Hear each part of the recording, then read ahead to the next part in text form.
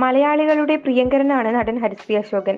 Mimicry വേദികളിലൂടെ സിനിമയിലെത്തിയ ഹരിശ്രീ അശോകൻ ഹാസ്യനടൻ എന്ന നിലയിലാണ് കയ്യടി നേടുന്നതും താരമാകുന്നതും.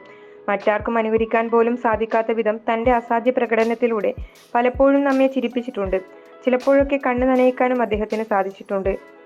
കോമഡിയിൽ മാത്രമല്ല, നായകനായും വില്ലനായും ഹരിശ്രീ അശോകൻ കയ്യടി നേടിയിട്ടുണ്ട്. മാറിയ സിനിമാ കാലത്തും അദ്ദേഹം സാന്നിധ്യം അറിയിക്കുന്നുണ്ട്. അച്ഛന് പിന്നാലെ മകൻ അർജുൻ അശോകനും സിനിമയിലെത്തുകയും സ്വന്തമായൊരു ഇടം കണ്ടെത്തുകയും ചെയ്തിട്ടുണ്ട്. ഇപ്പോഴിതാ തന്റെ പോയ കാലത്തെക്കുറിച്ച് ഹരിശ്രീ അശോകൻ പറഞ്ഞ വാക്കുകൾ ശ്രദ്ധ നേടുകയാണ്.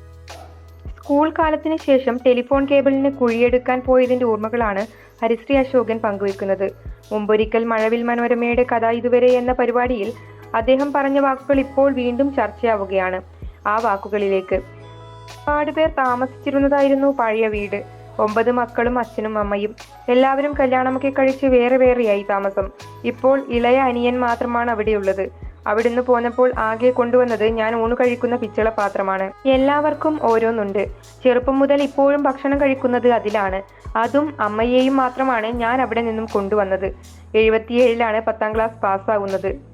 കോളേജിൽ പോകണമെന്ന് വലിയ ആഗ്രഹമുണ്ടായിരുന്നു. പഠിക്കുക എന്നതിലുപരിയായി മോണോ ആക്ടിൽ യൂണിവേഴ്സിറ്റി വിന്നറാവണമെന്നായിരുന്നു. സ്കൂളിന്റെ ചരിത്രത്തിൽ മോണോ ആക്ടിൽ സ്റ്റേറ്റിൽ പോയി സമ്മാനം വാങ്ങുന്നത് ഞാനായിരുന്നു. കോളേജിൽ പോകാൻ ആഗ്രഹമുണ്ടായിരുന്നു. പക്ഷേ ആ സമയത്ത് ബുദ്ധിമുട്ടായിരുന്നു. അമ്മയ്ക്ക് യൂട്രസിന്റെ ഓപ്പറേഷൻ ആയിരുന്നു. അതിനാൽ അന്ന് പോകാൻ പറ്റിയില്ല. 77-ൽ തന്നെ പിക്കാസും എടുത്ത് റോഡ് കുത്തിപ്പൊളിക്കാൻ ഇറങ്ങി. ചേട്ടന്മാരുടെ കൂടെയായിരുന്നു. വോൾഗ ഹോട്ടലിന് മുമ്പിലായിരുന്നു തുടക്കം.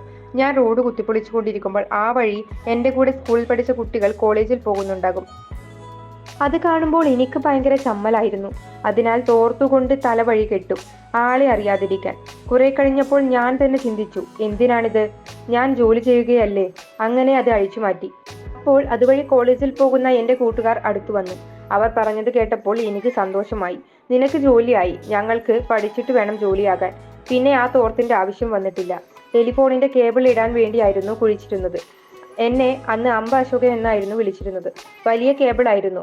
അത് വലിക്കുമ്പോൾ ഐലേ മാലേ എന്ന് അമ്പ ഇട്ടു കൊടുക്കണം. അപ്പോൾ എല്ലാവരും ഐലസ എന്ന് ഏറ്റുവിളിക്കും. ആ സമയം വഴിയെ പോകുന്ന ആരെ വേണമെങ്കിലും കളിയാക്കാം.